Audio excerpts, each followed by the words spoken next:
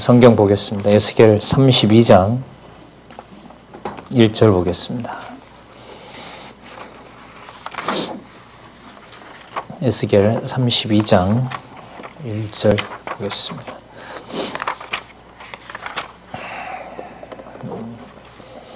제가 읽겠습니다. 제 12년 12월 초 1일에 여호와의 말씀이 내게 임하여 가라사대 인자야 너는 애굽 땅 바로에게 대하여 애가를 불러 그에게 이르라. 너를 열국 젊은 사자에게 비하였더니 실상은 바다 가운데 큰 악어라. 강에 뛰어 일어나 발로 물을 요동하여 그 강을 더럽혔도다. 나주 여호와의 말이여 내가 많은 백성의 무리를 거느리고 내 물을 내 위에 치고 그 그물로 너를 끌어올리리라. 내가 너를 뭇에 버리며 들에 던져 공중의 새들로 네 위에 앉게 할 것임이며 온 땅의 짐승으로 너를 먹어 배부르게 하리로다. 일단 4절까지 읽어드렸습니다. 교재는 성경 강론 12권이고요. 어디를 펴시냐 하면은요. 6085페이지에 펴시면 6085페이지를 펴면 29장에서부터 30장까지에 대한 요약이 나와 있습니다. 자, 무슨 내용이 나와 있냐면 교만한 애굽에 대해서 보수하시는 내용이 나오죠. 맞습니까? 예. 자, 그 다음에 우리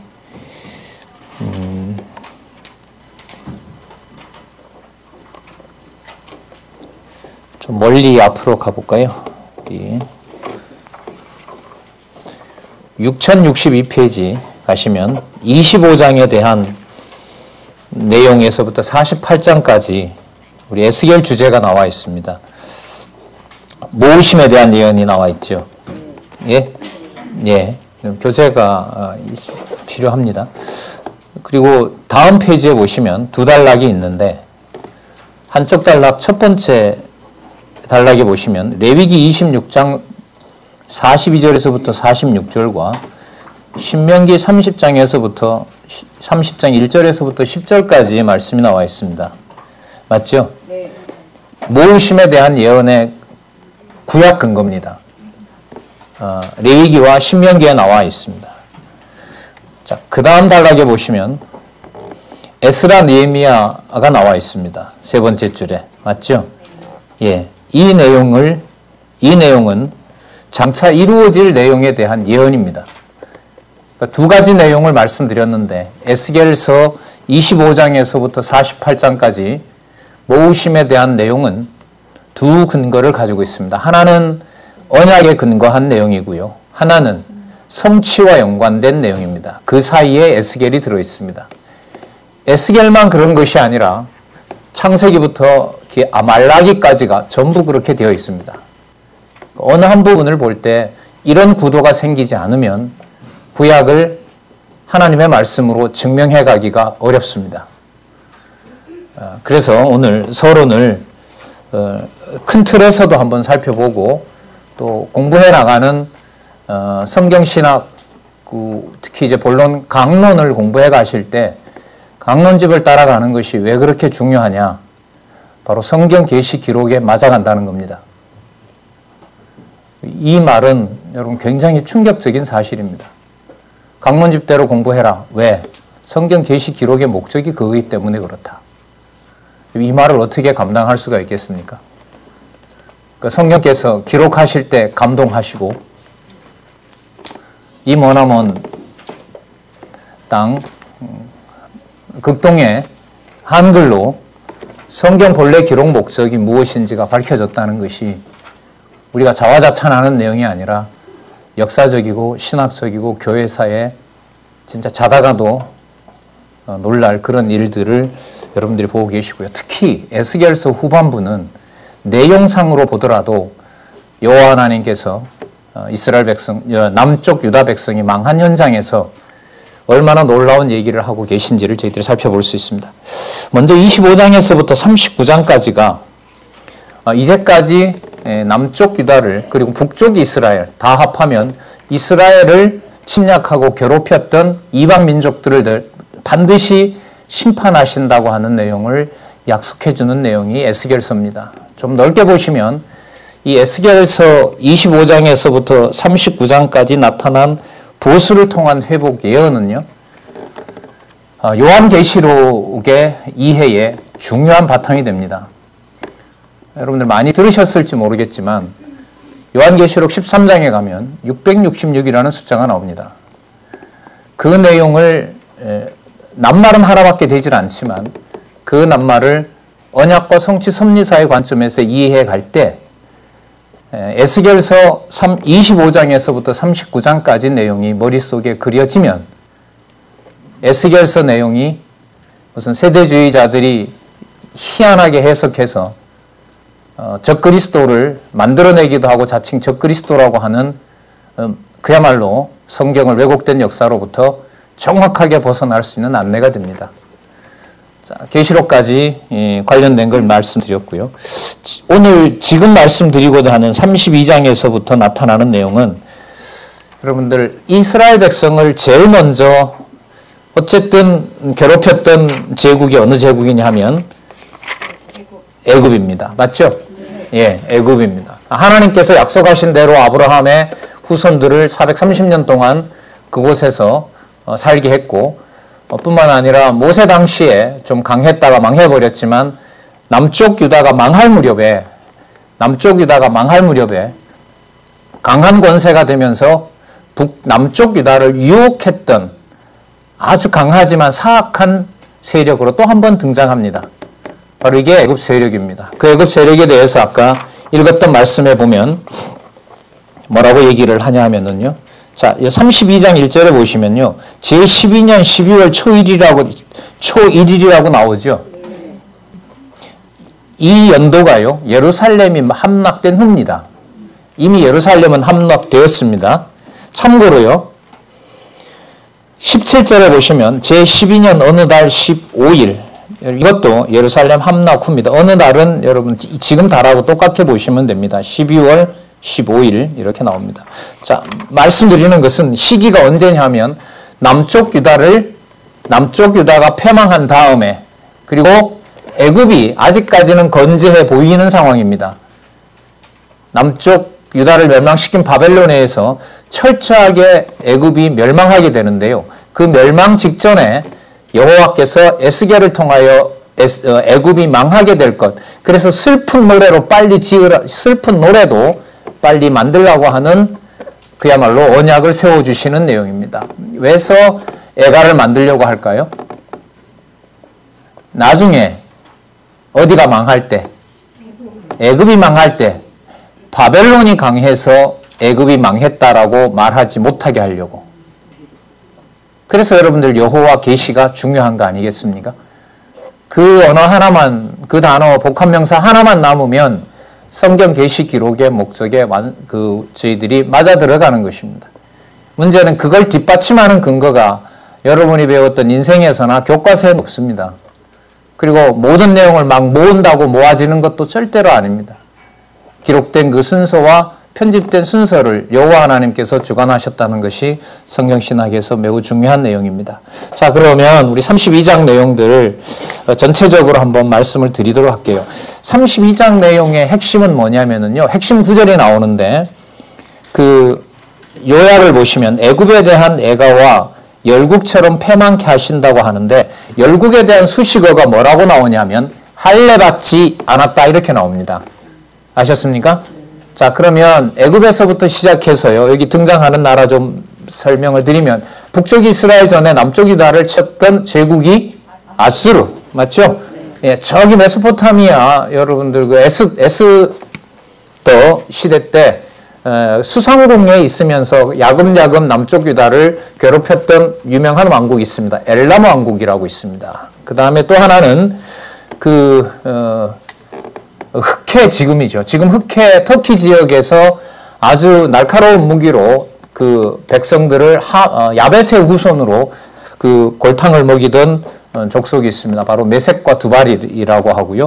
그 다음 너무나 잘 아시는 야곱의 형이었던 에돔 족속. 맞죠? 당시에 가장 부유했던 항만 도시 어딜까요? 드로와 시돈을 얘기를 합니다. 이걸 애굽이랑 묶어서 뭐라고 부르냐면 할례 받지 않은 민족 이렇게 말합니다. 자, 그런데 우리는 여기서 이사야와 예레미야로 가야 돼요. 여기서 말하는 할례를 그림자의 할례로 보시면 안 됩니다. 아셨습니까? 이미 이사야와 예레미야를 지나면서 할례는 어디에 행하는 것이라고 얘기하셨어요? 마음에 하실 것이라고 이미 약속을 하고 있습니다. 따라서 여기서 할례 받지 못했다는 것은 특히 이스라엘 남쪽 유다 백성에게만 한정된 것이 아니라 하나님의 백성이 아닌 모든 세력에 대해서 말씀하신다는 것을 이해를 하시면 도움이 되실 거라고 생각합니다. 자, 그 부분을 한번 살펴보도록 할까요? 14절에 한번 보시면요. 그리고 여러분들 아마 읽어보셨을 텐데요. 32장의 모든 문장의 주어는 확인되고 있죠. 확인하셨죠? 누가 한다? 내가 한다. 몇 번 나오죠? 세어보세요. 네. 읽어 오셨으니까 지금 세워서 카운트만 하시면 될 것 같습니다. 14절 볼게요. 그때에 내가 그물을 맑게 하여 그 강으로 기름같이 흐리게 하리로다. 그럼 이게 무슨 뜻이냐면 아까 애굽이 사자 같았는데 바닷속에 용을 틀고 앉아서 흙탕물을 만들어내는 나쁜 그 악어와 같이 비유를 했어요. 그래서 그 악어와 같은 애굽을 하나님께서 심판하시고 그 물을 잘 흐르도록 하시겠다는 말씀이 14절입니다. 애굽을 뭐 회복한다 이런 말이 아니고요.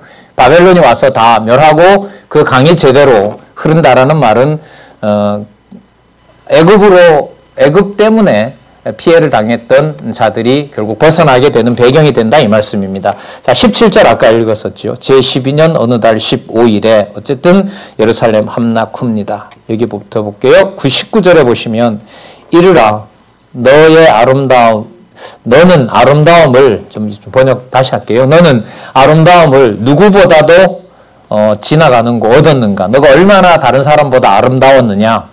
자, 그러나 너는 내려가서 할례 받지 않는 자와 함께 뭐한다? 예. 자, 할례 받지 않는다는 말씀 찾아볼까요? 21절에 가면 나옵니다. 맞죠? 할례 받지 않은 자, 곧 칼에 살육을 당한 자들. 맞죠? 끝부분에 22절에 아수르 나오죠? 자, 뭐라고 정의하죠? 다 살육을 당하여 칼에 엎드린 자들이라. 24절에 가시면 엘람이 나오죠? 여러분, 엘람은요, 셈의 후손이에요. 셈의 후손이면서 나중에 남쪽 유다를 괴롭히는 그런 일들을 합니다. 자, 어쨌든요, 엘람이 나오는데 24절 중간에 보면 다 할례를 받지 못하고 살육을 당하여 칼에 엎드러져 지하에 내려간 자라 그럽니다. 그러니까 이제까지 망했던 나라들을 아까 소개합니다. 그러니까 애굽 너희들도 어떻게 된다? 할례 받지 못하고 칼에 살육을 당한다. 이게 여러분 여기서 중요한 문구죠. 자, 그래서 25절 중간에 가시면 할례 6101페이지 두 번째 줄에 나오죠. 할례 받지 못하고 칼에 살육을 당한 자. 26절에 보면 누가 나와요? 메섹과 두발입니다. 자, 야만족이죠. 북쪽에 살고 여러분들 히몰건 야벳 유럽인들 중에 엄청나게 힘이 세고 거칠고 이런 족속들이죠. 메대와 두발. 자, 할례를 받지 못하고 칼에 살육 당한 자들이라고. 27절에 보면 할례 받지 못한 자 중에 이미 엎드러진 용사와 함께 누운 것이 마땅하지 아니하냐. 그것처럼 너네들도 망한다 이거죠. 29절에 보면 누가 나오죠?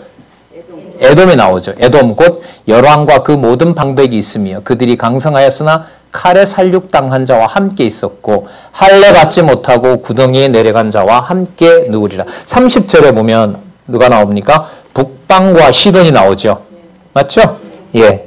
북방을 연결하면서 많은 부를 축적하고 있었던 당시의 최고의 도시. 예루살렘이 망해버리면 모든 부가 자기네들에게 올 것이라고 착각하고 살았던 족속. 바로 그 나라 시돈 사람에 대해서도 끝에 보면 중간에 보시면 30절 할례 받지 못하고 칼에 살육 당한 자와 함께 누웠고 구덩이에 내려가는 자와 함께 수욕을 당하였다라고 얘기를 합니다. 32절 누가 하신다고 한가 보세요. 내가 바로로 생존 세상에서 사람을 두렵게 하게 하였었으나 이제는 그가 그 모든 무리로 더불어 할례 받지 못한 자 곧 칼에 사륙당하는 자와 함께 누리라. 반드시 어떻게 한다? 멸망시켜버리겠다는 얘기를 해주십니다. 이유인즉 북쪽 이스라엘을 유혹했기 때문에, 남쪽 유다를 유혹했기 때문에 붙잡혀 가라고 하는 예레미야의 예언을 거역하고 조금만 힘을 모으고 우리에게 의지하면 살 길이 있다고 거짓말을 했던 애굽에 대해서 멸망을 선언하십니다. 자, 열국의 지배자가 아니라는 거죠. 애굽은. 그 다음에 여러분들 보시면은요, 33장에서부터 39장까지 33장에서부터 39장까지 제목 한번 볼까요? 되게 중요하죠, 이 부분. 그죠? 대답을 안 하면 책임이 면해지는 게 아니에요. 양심은 이미 다 알고 있단 말이에요. 네. 진짜 중요합니다. 왜요? 여기 유다는 마음대로 생각하시는 게 아닙니다. 여기 유다는 시간적으로 보면 이미 망한 유다고요. 약속으로 보면 이미 어디로 향하고 있는, 실체로 향하고 있고, 섭리를 통한 언약으로 보면 에스라, 느헤미야, 에스더에서 하나님의 약속이 구체적으로 장차 올 나라에 맞춰져 있는 그 나라, 이방인이 이미 엿보고 있고 이방인들이 짓밟으면서 이미 예루살렘을 염탐하고 있고 일부는 예루살렘을 그리워하고 있는 바로 그 유다. 그래서 누구에게 맞춰지는? 메시아에게 맞춰지는 내용으로. 그래서 여러분들 그 두 번째 단락 끝에 보시면 아니죠. 밑에서부터 다섯 번째 줄에 보시면 신명기 내용 나왔죠. 이게 여러분들 근거입니다. 그 신명기에서 이미 약속하고 있던 내용입니다. 그러니까 시간으로 보면 여러분 한 850년 돼요. 우리로 말하면 여러분들 언제지?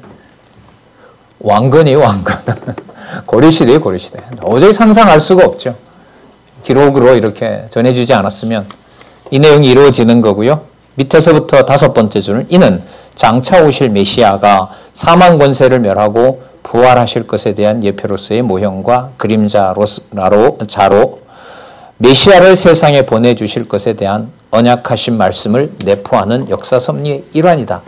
간단한 내용인데 이 내용을 33장에서부터 39장까지 구절 구문마다 어떻게 메시아를 소개하려면 사복음서에 나타난 기록을 알아야 될까요? 몰라야 될까요?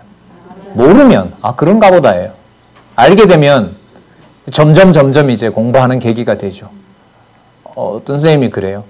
사복음서를 이렇게 몇 번을 봤는데 보다 보니까 이게 그거 같고 그게 그거 같고 그러면서 이제 나이 탓을 하시더라고요. 저는 안 그렇냐 모르요. 저도 그렇다고. 왜냐하면 복음서에 나타난 그리스도께서 오셔서 죽으시고 부활하시는 것에 대한 목적이 한 가지가 아니잖아요. 맞죠?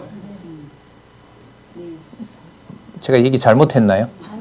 직임에 의해서도 그죠? 신분과 사역과 본성에 있어서 그 의미가 진짜 차원이 다른 얘기들이 전개가 돼요. 그 모든 것을 합하여 뭐라고 부르냐 하면 메시아가 장차 오실 메시아가 사망의 권세를 멸하고 부활하실 것에 대한 예표로서의 모형과 그림자 이 낱말에 모여있기 때문에 그래요. 이걸 만약에 여기서 분량을 넣어서 쓴다면 이 책은 안 끝나죠. 50권이 될지 100권이 될지 모릅니다. 예, 자 여기 유다 백성요. 상황으로 보면 뭐 했어요? 망했어요. 그죠? 그러니까 지금 맥락으로 보면 무슨 맥락이에요? 모우심의 맥락 아니에요. 네. 맞죠? 네. 그러니까 재밌잖아요. 유다 백성에 대한 회복인데 표면적으로 보면 이 유다 백성은 망한 백성이잖아요. 그죠? 어디에 잡혀가 있어요, 이미? 바벨론에 잡혀가 있어요. 3차 침략이 끝났어요. 의지하려고 했던 애굽도 그냥 짓밟히고 있어요. 이들에게 진짜 소망은 있을까요, 없을까요? 전혀 없습니다. 소망의 기미가 보이질 않죠. 하지만 여러분들 잘 아시는 레위기 26장에 가서 보면 땅은 안식을 하고 있는 거고요. 자기 백성들은 바벨론의 아름답고 총명한 소년 다니엘의 소나기에서 성경 공부하고 있어요. 율법을 다시 보고 있는 거죠. 이 상황 속에서 에스겔로 하여금 여러분 33장에서부터 39장까지 유다 백성에 대한 회복이 나타납니다. 이 부분이 40장에서부터 48장까지에 나타난 성전과 국토 회복. 그럼 여러분 잘 보세요. 자손, 땅, 통치 논리죠. 맞아요? 자, 모심에서 언약 자손을 괴롭히던 자들을 하나님께서 다 멸했고 애굽도 멸한다고 하셨어요. 그럼 무슨 이제 기회가 온 거죠? 언약 백성이 회복된다는 조건이 마련된 거잖아요. 그죠? 그러나 이것은 다윗 왕 이전으로 돌아가진 않아요. 누구를 보고 있어요?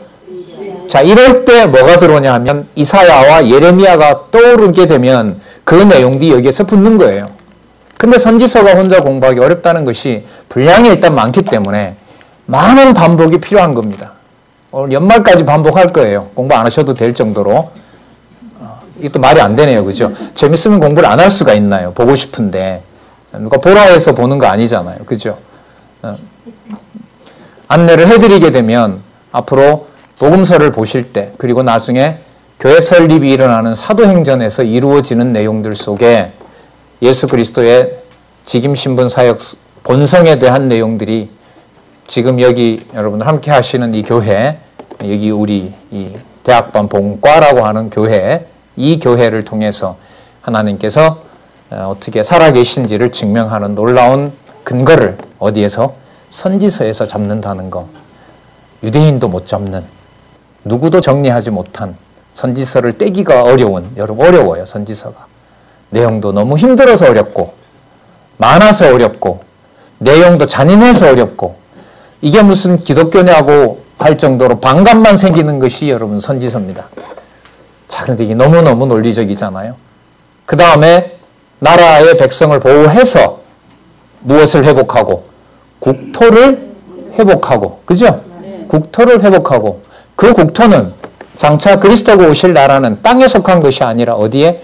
하늘에 속한 성전이 되면서 무엇과 무엇이 분리되지 않는, 나라와 성전이 분리되지 않는 왕같은 제사장의 지위를 그리스도를 머리로 하여 하나님의 교회가 누리게 해주시겠다는 하나님의 계시 섭리의 확증이 여러분들 지금부터 시작하는 33장에서부터의 내용입니다. 참 너무 기가 막혀요. 이게 25장에서부터 시작했잖아요. 모심에 대한 내용 맞죠? 예. 그럼 이렇게 되죠. 앞부분에 흩으실 때는 몇 차에 걸쳐서 계속해서 알려주죠. 4년 전부터 알렸나요? 3년 전부터 알려줬나요? 맞죠? 3차 멸망 있기 전 3년 전부터 1장 1절의 내용이 아마 4년 전일 거예요. 그러니까 마지막 멸망 4년 전부터 시작해서 매년마다 알려주고 망할 무렵에는 개월마다 알려주고 아까 나왔던 32장에는 이미 망해버렸을 때 지금 무엇을 말씀해 주시는 거죠? 그렇게 괴롭혔던 열방들 내가 다 멸할 것이다. 그리고 아까 주어가 강조됐잖아요. 누가 한다? 내가 한다. 지금은 더 강조가 되죠. 내가 한다라는 사실을 더 강조하면서 사역이라는 말이 무엇인지를 알려주고요. 그것이 땅에 속한 것이 아니라 하늘에 속한 것이라는 40장부터 나오는 성전과 국토 회복에 대한 내용으로 갑니다. 참고로요. 에스라, 니에미야, 에스더에 돌아와서 지었던 성전과 국토는 에스겔에 나오는 것과 전혀 무관합니다. 그 규격이 아니에요. 그러면 여러분 돌아와서 70년 만에 지었던 성전과 성곽이 실체겠어요? 한 번도 지어진 적이 없는 이스라엘 백성들에게는, 남쪽 유다 백성들에게는 지어지지 않고 이상 중에 보여준 40장에서부터 48장까지가 실체겠어요. 아, 후자가 더 잘 보이세요? 진짜 놀라운 능력을 가지고 계시네요. 땅에 이루어진 것보다가 땅에 없는 게 더 실체라니 뭔 말인지 모르겠어요. 저는.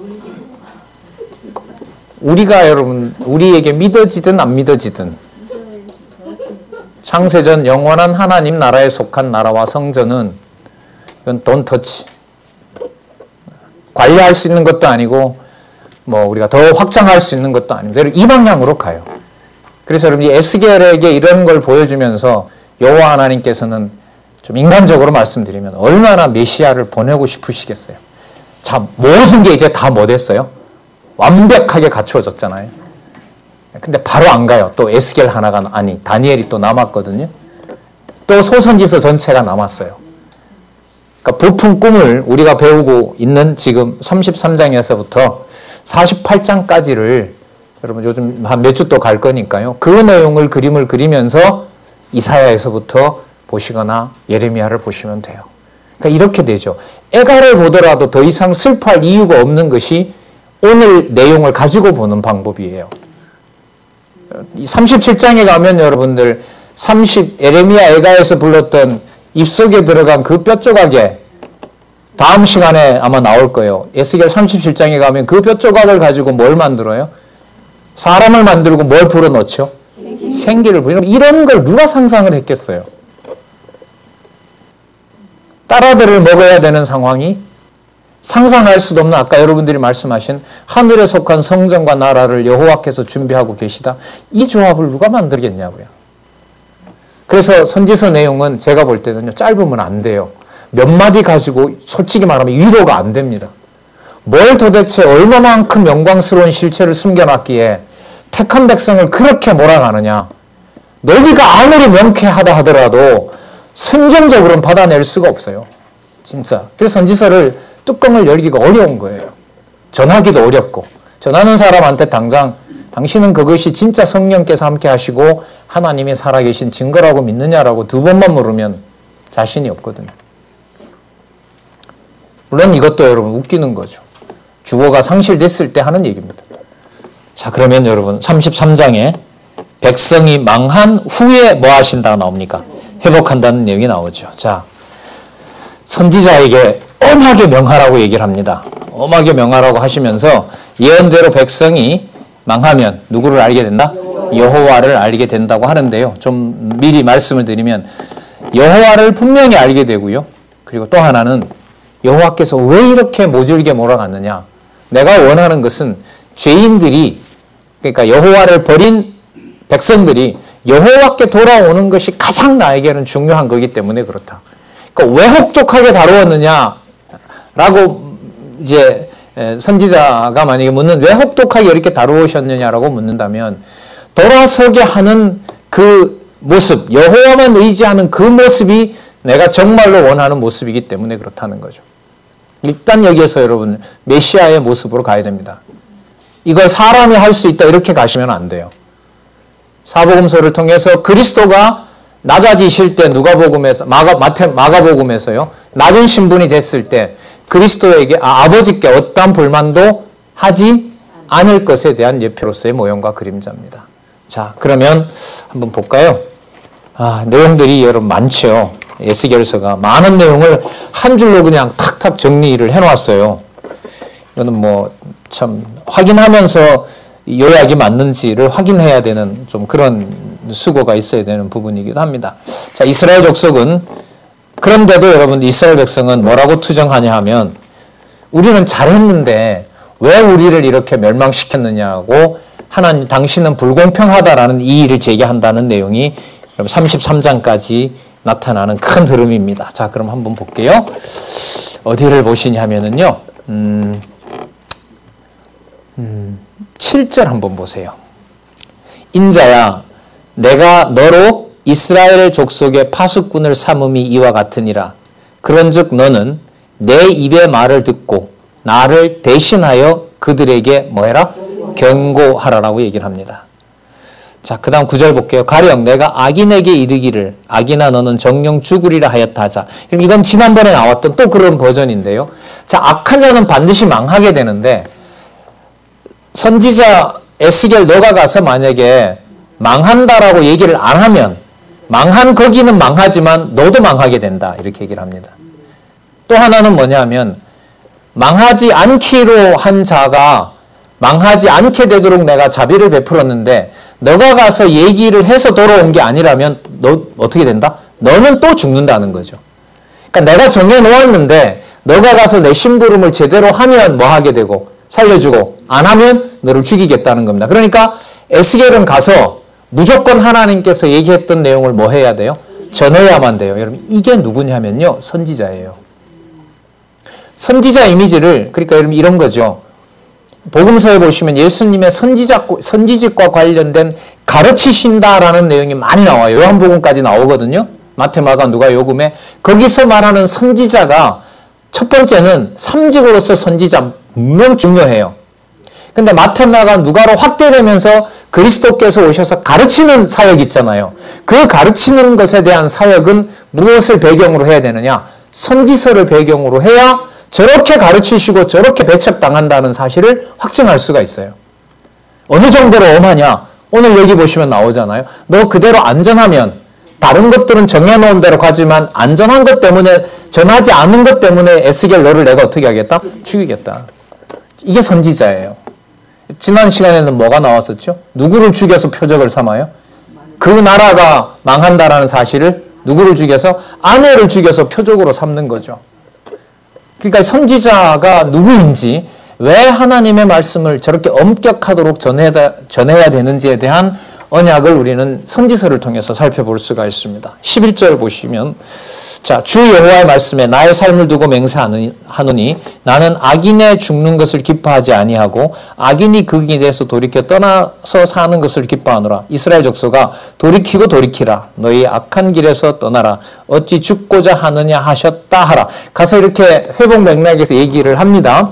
자, 그리고 또 얘기를 하시죠. 예를 들면 13절 볼게요. 가령 내가 의인에게 말하기를 너는 살리라 하였다 하자. 그가 그 일을 스스로 믿고 죄악을 행하면 그 모든 의로운 행위가 하나도 기억되지 아니하리니 그가 그 지은 죄악 곧 죄 중에서 죽으리라. 근데 가령 내가 악인에게 말하기를 너는 죽으리라 하였다 하자. 자, 그런데 자기가 돌이켜서 자, 자기 죄를 자복하게 돼요. 그럼 어떻게 되는 거죠? 살아나게 된다는 거죠. 지금 여러분 이게 모으심의 맥락이잖아요. 여기서 여러분 전제가 바로 뭐냐 하면 몇 번 말씀드렸는데요. 유대인이라고 자동적으로 살고 이방인이라고 해서 반드시 멸망하고 이런 구도를 지금 깨워놓는 거예요. 여호와께서. 아셨어요? 예, 그렇기 때문에 선지자가 와서 이 구도를 지금 바꾸는 거예요. 과거에 여러분 나잔 선지자 같으면 누구 편을 전적으로 들어야 돼요? 유다 편을 들어야 되고 다윗 왕조 편만 들면 돼요. 그게 그전까지의 선지자였어요. 사무엘도 그렇고 사무엘도 왕이 없는 상태에서 오로지 사울의 편을 들어야 되고 다윗에게 좋아하는 소리를 해줘야 되는 선지자였어요. 그런데 이사야부터 등장한 선지자들은 이 성격과 내용이 달라져요. 오히려 누굴 먼저 책망해요? 유다, 이스라엘 전체를 먼저 책망해요. 먼저 책망한다는 말은 우리가 말하는 아브라함으로부터 시작된 3대 언약의 그 이어지는 전통을 선지자 이사야부터 와서 보존한다, 깨놓는다. 1차적으로. 깬다는 거예요. 이 깬다는 것이 여러분들 뭐냐면 모형적인 거예요. 그리고 어느 쪽으로 넘어가요? 실체로 넘어가요. 그래서 이사야가 여러분들 큰 것 같아도 첫 부분에 머리부터 발끝까지 전 남쪽 유다, 북쪽 이스라엘 다 멸한다고 얘기를 하고요. 나중에 세워놓는 왕은 다윗보다 더 위대한 왕이라고 소개를 하면서 이방 왕의 이름인 고레스라는 이름을 사용하잖아요. 맞죠? 그럼 예레미야에 와서는 어떻게 돼요? 얼마나 체계적으로 진짜 예레미야가 목 놓아 울 정도의 애가를 슬프게 부르는 경우를 어떻게 합니까? 멸망시켜버리죠. 그러니까 육체적 흔적은 아예 용납하지 않고 살점이 입속으로 들어가는 일을 섭리하세요. 이게 여러분 예레미야입니다. 그러니까 철저하게 어떻게 해요? 혈통의 혈자도 못 꺼낼 정도로 남쪽 유다를 패망시켜 놓는 것이 예레미야서의 내용입니다. 그래서 가만 육체를 두면 범죄할 수밖에 없기 때문에 어디에서부터요? 예레미야 31장 31절에서부터 어디에서부터? 마음에서부터 다시 만들어내야 되겠다는 죄송한 게 아니죠. 좀 생각해 보시기 바랍니다. 창조의 원리인 3대 언약의 첫 번째 언약이었던 무슨 언약? 자손 언약을 새롭게 안 만들면 도저히 유대인들로는 뭘 할 수 없는 자손 언약을 이룰 수 없는 지경으로 완벽하게 끝장을 내는 게 여러분들 어디냐면 예레미야예요. 예레미야서예요. 에스겔서 오면 지금 여러분 여기 보세요. 거기에 대한 대안으로 에스겔 37장에 가면 버렸던 그 뼈를 가지고 뭘 만들어요? 백성을 만드는데 그 백성을 만들 때 엄격한 조건이 바로 뭐냐 하면 뭐 따라 만들질 않는다. 혈통 따라 만들지 않는다는 거죠. 그러면 얼마나 이게 궁금해져요. 그럼 또 뭘 도대체 어떻게 하실 거냐. 분명히 아브라함과 다윗의 자손인데 하지만 뭐는 또 아니라고 해요? 혈통대로는 안 된다는 거죠. 그걸 지금 얼마나 하나님께서 엄격하게 에스겔을 통해서 전달하고 있는지가 내용으로 보면 간단한데 왜 이렇게 긴 내용을 쓰느냐. 반복의 반복은 하나님의 언약에 대한 확증이죠. 강론집 특징이 뭐죠? 어느 우리 후배의 얘기대로 이거 컨트롤 V네요. 컨트롤 C, 컨트롤 V라 그래요. 그 말이. 반복하는 내용이 있죠. 근데 여러분들 보세요. 이사야에서부터 시작된 선지서의 논리가 무슨 논리예요? 반복 논리잖아요. 반복과 심화의 논리로 가고 있습니다. 자, 그럼 그래서 어디를 보시냐면 여기 한번 보시기 바랍니다. 이렇게 한 것에 대해서 자기 백성들이 도저히 용납 못할 불만이 나옵니다. 자, 여러분 이런 논리죠. 여러분 에스겔이 찾아온 민족이 이방 민족이 아니라 누구에게 찾아왔어요? 택한 민족이죠. 택한 언약 백성에게 왔죠. 근데 그 입에서 나오는 말을 들어보면 택한 백성에게 찾아와서는 택한 백성을 뭐 한다는 내용이에요? 버린다는 내용이잖아요. 그럼 뭐 하러 온 거예요, 에스겔이? 이 사실을 이스라엘 백성이 듣고 있다가 열이 나는 거예요. 차라리 오길 말지. 언약 백성에게 와서 언약 백성을 뭐 한다고 하니? 버린다고 하니까. 자, 17절.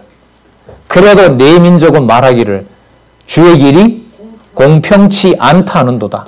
그러나 실상은 그들의 길이 뭐 하지 않다? 그러니까 하나님이 변론해요. 공평한 거 내가 공평하지 않는 게 아니고 너희들이 공평한 거다. 이 정도 되면 끝난 거죠. 이게 무슨 하나님하고 무슨 뭐 재판 벌일 일이겠어요? 무조건 버린다는 거죠. 여러분 그래서 여러분 이게 모으신 내용 있잖아요. 이 내용을 읽어보면 분명히 큰 틀은 모으심이 맞아요. 근데 구절의 연결은요. 쓰디 써서 못 읽어요. 여기에 공부에 어려움이 있더라고요. 크게 보면 단 몇 줄로 요약은 돼요.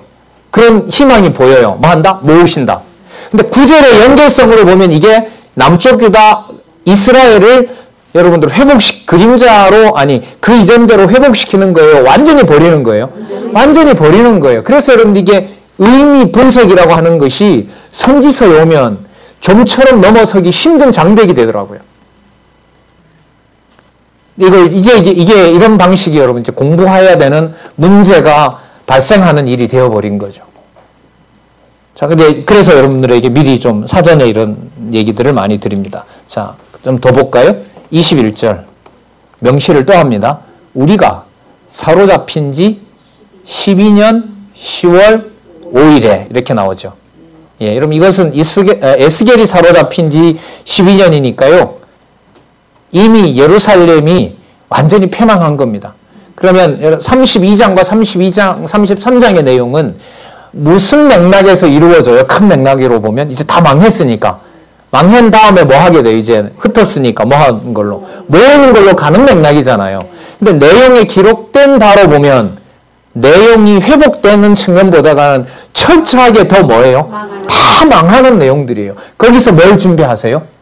모으실 준비를 하고 계신 거죠. 아까 큰 틀로 보면 유다 백성 보호. 좀 있으면 나와요. 유다 백성 보호. 그 다음에 무슨 회복? 성전 회복. 그 다음에 국토 회복. 여러분 성전 국토 회복이 무슨 논리예요?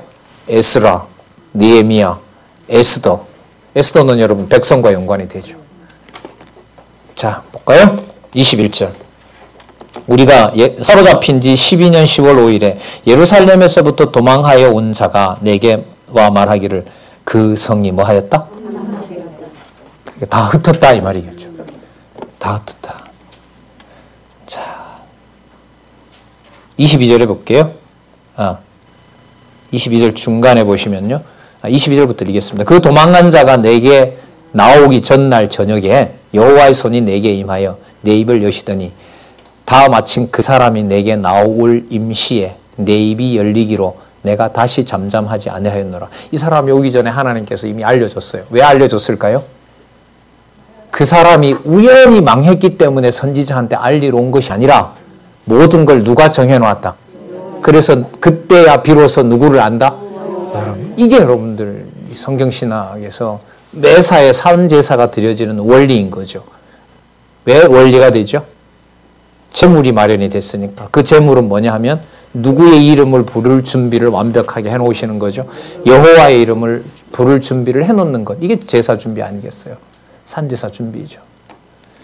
자, 24절 인자야 이 이스라엘 황무한 땅에 거한 자들이 말하여 이르기를 아브라함은 오직 한 사람이라도 이 땅을 기업으로 얻었나니 우리가 중다한즉 더욱이 땅으로 우리에게 기업으로 주신 것이 되느니라 하는도다. 자, 여러분 이게 뭐냐면요. 아브라함 한 사람한테도 그렇게 복을 줬다면 예루살렘이 지금 살고 있는 사람이 한두 사람도 아닌데 어떻게 망하게 할 수 있냐? 뭐 하는 거죠? 하나님한테? 따지는 거죠. 아까 얘기대로 누구는 불공평하다 이 말이에요. 여호와 하나님이 멸망시킨 그것은 불공평하다는 거죠. 그러니까 이런 변명까지 나오는 거죠. 아브라함 혼자한테도 그렇게 몰아줬더니 아브라함과 같은 백성들이 이렇게 수많이 살고 있는데 그러면 몇 배를 더 줘야 될 거 아니야. 그런데 왜 망하게 했느냐 이거죠. 여러분 이건 예레미야에서 나왔어요. 예레미야에서도 보면 예레미야를 부르잖아요. 뭐라고 얘기를 하죠? 당신이 뭐라고 이르든지 간에 우리가 다 따르겠습니다. 그런데 자기네들이 원하는 답이 안 나와요. 애굽으로 가자라는 대답을 기대했는데 어디에 항복하자? 바벨론에 항복하자고 하니까 예레미야를 또 뭐 하려고 그래요? 또 죽이려고 하는 거죠. 자, 그러면서 멸망시켰던 방법이 내가 한 일이다라고 얘기를 하시는 내용이 27절이에요. 너는 그들에게 또 이르기를 주 여호와의 말씀에 내가 나의 삶을 두고 맹세하노니 황무지에 있는 자는 뭐에 엎드러지고 칼에 엎드러지고 들에 있는 자는 들짐승에 그리고 굴에 숨은 자는 온역이 전염병이. 자, 여러분 28장 내가 나오죠. 맞죠? 내가 그 땅으로 황무지와 놀라움이 되게 하고 그 권능에 무엇을 그치게 한다? 교만을 그치게 한다. 교만을 그치게 한다. 여러분 28장 내용은요. 신명기 26장 하고요. 신명기 28장을 연상시키면 돼요. 아니 중요하죠. 그 근거라고 보시면 되고요. 자, 30절 인자야 네 민족이 담 곁에서와 문에서 너에 대하여서 의논하여 각각 그 형제로 더불어 말하여 이르기를 자 가서 여호와께로부터 무슨 말씀이 나오는지 한번 들어보자. 백성이 모이는 것 같이 내게 나오며 내 백성처럼 내 앞에 나와서 앉아서 내 말을 들으나 그대로 뭐 하지 않는다? 행치 아니하니 이는 그 입으로는 사랑을 나타내어도 마음은 뭘 쫓는다? 이익. 자기 이익을 쫓는 거죠. 예. 이익을 쫓는 겁니다. 33절 그 말이 응할 때에는 그들이 한 선지자가 자기 가운데 있는 줄 알게 될지니라. 그러니까 그 자기네들이 말씀을 안 듣게 되잖아요. 안 들었을 때 무엇이 증거되냐 하면 백성들에게 보낸 그 선지자를 하나님께서 보내셔서 백성들이 믿지 않게 된다는 것이 아까 여러분들 레위기 26장과 신명기 28장이라 그랬죠. 그것대로 뭐 한 거예요? 지금 다 이루어진 거죠. 이루어진 겁니다. 34장 내용은 여러분들 요약 한번 볼게요. 6115에 보시면요. 자, 34장 1절에서부터 31절 끝까지 정리를 했습니다. 목자를 책망하며 한 목자 여기서 여러분 23절에 보면은요. 누구냐 하면 23절에 보시면 내가 한 목자를 그들 위에 세워 먹이게 하리니 그는 내 종 누구라? 다윗은 여러분 오래전이잖아요. 그럼 여기서 다윗은 뭐를 읽어야 될까요? 다윗 왕가의 회복의 징조인 뭔가가 나와야 돼요. 그게 여러분들 역사적으로 보면 에스라, 느헤미야, 에스더에 가보면 바로 누구냐면 예수님의 조상이 되는 스룹바벨이에요. 아셨어요? 근데 스룹바벨을 통해서 회복은 보여주지만 회복되는 나라가 누구와 같은 나라는 아니에요. 아브라함과 다윗에게 이어지는 나라는 아니에요. 그걸 잘 보셔야 되는 것이 여러분 선지서의 아주 중요한 점이에요. 자, 여기서도 몇 가지만 강조하도록 할게요. 주어 여호와께서라고 강조가 되고요. 자, 여러분 34장은요. 여러분 요한복음에 가면 선한 목자 비유 나오죠. 요한복음 10장이거든요. 전반적으로. 그래서 여러분 34장 메모는요. 요한복음 10장 참조라고 해놓으시면 그리스도께서 본인을 선한 목자라고 얘기하실 때 그것이 어디에서? 에스겔에서 하나님이 약속하셨던 내용이 이루어지는 것이다라고 우리가 연관을 지을 수가 있습니다. 자, 그러면 5절에 볼게요. 34장 5절. 목자가 없으므로 그것들이 흩어지며 흩어져서 모든 들짐승의 밥이 되었도다. 그러니까 여러분 아까 이렇게 되죠. 왜 그렇게 이스라엘 백성들이 하나님이 하시는 일에 대해서 불공평했느냐? 누가 없으니까. 그렇죠. 하나님의 법을 법대로 가르쳐주는 목자가 없기 때문에 그런 일이 된 거죠. 그러니까 이걸 하나님의 목자를 얘기하신다는 말은 본인이 그걸 책임지겠다는 얘기예요. 참 목자가 오면 버려지는 것처럼, 모형이 버려지는 것처럼 남쪽 유다가 멸망하는 것처럼 망할까요? 안 망할까요? 망하지 않을 거 아니에요. 그래서 33장은 어떻게 보면 질타하는 건데 그것이 내가 내 목자를 보내지 않아서 그렇게 되었다라고 하시면서 무슨 맥락이 돼요? 모으시는 맥락으로 가고 있는 거예요, 이게. 자,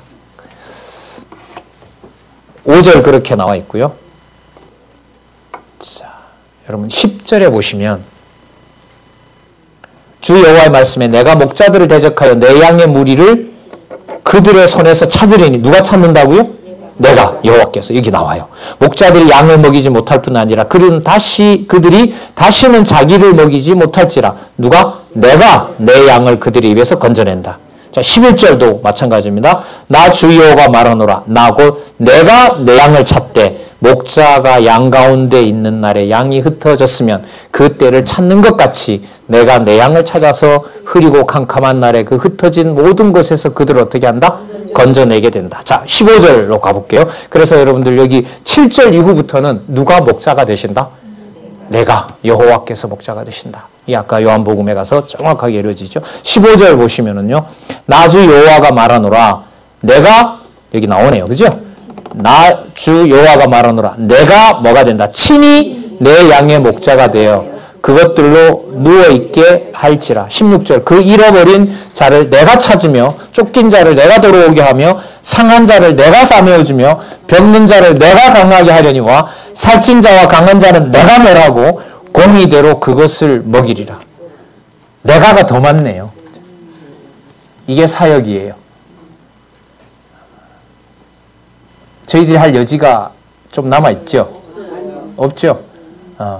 다 해주신다고 하니 좋죠? 아, 싫어요? 마음에 안 들죠? 방식이. 맞죠? 방식이 마음에 안 들어요. 이런 방식으로 다 하면 좋은데 이런 방식으로 안 하시잖아요. 왜요? 당신이 정해놓았다는 것을 알게 하기 위해서. 내 뜻대로 안 되면 바로 전환이 되죠. 누가 정하신 대로 되었기 때문에 여호와께서 정하신 대로 됐기 때문에 여호와가 여기에도 살아계신다 이겁니다. 나중에 가면 나오는데요. 에돔을 칠 때 하나님이 그래요. 야, 내가 남쪽 유다 칠 때 내가 거기 없는 줄 알았지. 미련한 놈들아. 그 얘기가 나중에 에돔에 나와요. 진짜 복음 아니에요, 이런 것들은. 에돔한테 그럽니다. 너는 내가 없는 줄 알고 너네들 거기서 약탈했느냐? 망할 때도 내가 거기에 그들과 임마누엘 함께 했다. 이런 말씀이 나중에 나오죠. 자, 그리스도에 대한 얘기입니다. 여러분 15절, 16절은요. 효과로 보면 뭐냐 하면 선지서 전체를 대변한다라고 보셔도 돼요.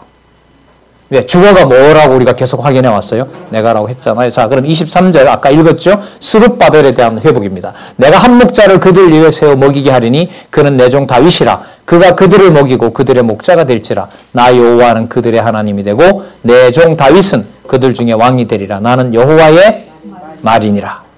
자, 25절 내가 또 그들과 무슨 언약을 세워요? 화평 언약 체크하시고요. 화평의 언약을 세우고 악한 짐승을 그 땅에서 그치게 한다라고 얘기를 합니다. 화평의 언약을 세웠다라는 말은요. 그 다음부터는 너네들을 적대한다 안 한다? 안 한다. 쉽게 말하면 화목제물 받았다는 거죠. 그래서 돌아와서 한 게 여러분들 뭐냐 하면 에스라 느헤미야예요. 뭘 짓고 뭘 지어요? 성전 회복하고 성곽 회복하는 거죠. 90년에 걸쳐서. 거의 1세기가 갑니다. 이것도 여러분 좀 중요합니다. 바로 와서 바로 성전 확 짓지 않아요. 19년 동안 못 짓게 하죠. 제사는 80년 동안 못 드려지게 해요. 3차 기원 했을 때 드려지고요. 3차 기원 할 무렵에 성곽이 만들어지고요. 그러니까 536년에 돌아와서 444년에 성전제사를 드리니까 90년 동안 성전제사 못 드려요. 그러면 회복도 누가 하게 하시는 거죠? 예, 이게 여러분들 에스라, 느헤미야, 에스더의 내용이었습니다. 자, 29절 이 부분 보고요. 정리하도록 하겠습니다. 내가 그들을 위하여, 자, 이게 완전 오역입니다. 여러분, 이 유명한 종식할 땅은 뭐냐면요. 파종할 땅이에요, 그냥. 땅이라는 말은 원래 없는데요. 파종하는 뭐 이런 의미이기 때문에 유명한 종식할 땅은요. 쉽게 말하면 그들을 위하여 파종할 땅 이렇게 보시면 돼요. 파종할 땅을 일으키니 그들이 다시는 그 땅의 기근으로 멸망하지 않을 것이며 다시는 열국의 수치를 받지 아니할 것이라. 자손, 땅, 통치, 언약 다 들어가 있죠. 맞습니까? 예, 그들이 나 여호와 그들의 하나님이 그들과 함께 있는 줄 알며 그들 곧 이스라엘 족속이 내 백성인 줄 알리라. 나 주 여호와의 말이니라. 결론입니다. 내 양 곧 내 초장의 양 너희는 무엇이요? 사람이요. 여러분 이게 아담이에요. 그냥 히브리어로 들어가서 읽어보면 이게 아담이에요. 아담. 너희는 아담이요. 사람이요. 나는 너희의 하나님이라. 나 주 여호와의 말이니라. 내가 심고 가꾸고 먹이게 될 그 자가 바로 나다. 그리고 너네들은 거기에 뭐가 된다? 사람이다. 내 피조물이 된다. 자, 이 맥락은 뭐죠? 어떻게 시작했습니까? 썼죠, 이게? 내가 누구니까? 아니, 34장에. 내가 진짜 누구니까? 내가 진짜 누구니까? 목자니까. 내가 다 거둔다, 이거죠. 그래서 이게 무슨 맥락이 되죠? 모으신 맥락이 되는 거죠. 이 방향은 여러분 지금 어디로 가고 있냐면 37장에 나타나는 새 창조. 무슨 말씀인지 아시겠죠? 뼈들을 통해서 자손 언약의 엄청난 신기한 일을 벌이는 지금 이 실체적 언약으로 향하여 가고 있습니다. 그 전에 우리 다음 시간에 아주 야금야금 괴롭혔던 세일을 하나님이 치워버린다고 하는 내용을 35장부터 살펴보도록 그렇게 하겠습니다. 수고하셨습니다. 기도하겠습니다. 하나님 아버지, 그리스도를 보내시기 전에 여호와 하나님께서는 마치 부모와 마치 스승처럼 당신이 하신다는 사실을 선지자를 통하여 엄격하면서도 거듭거듭 강조해 주셨고 또 약속하신 대로 메시아가 오셔서 모든 것을 이루어 주셨습니다. 그리고 그 메시아의 약속대로 하나님의 교회 이곳까지 세워주셔서 하나님 살아계신 것을 찬양하며 살아갈 수 있도록 해주셔서 하나님 너무나 감사합니다. 하나님 열심을 다하여 주를 섬기는 것, 진리의 말씀에 토대를 놓고 신령한 산제사 될 수 있도록 아름다운 성전 지어갈 수 있도록 하나님 저희들에게 지혜와 총명과 진짜 참목자 되어주시기를 간절히 소원합니다. 예수님의 이름으로 기도드렸습니다. 아멘.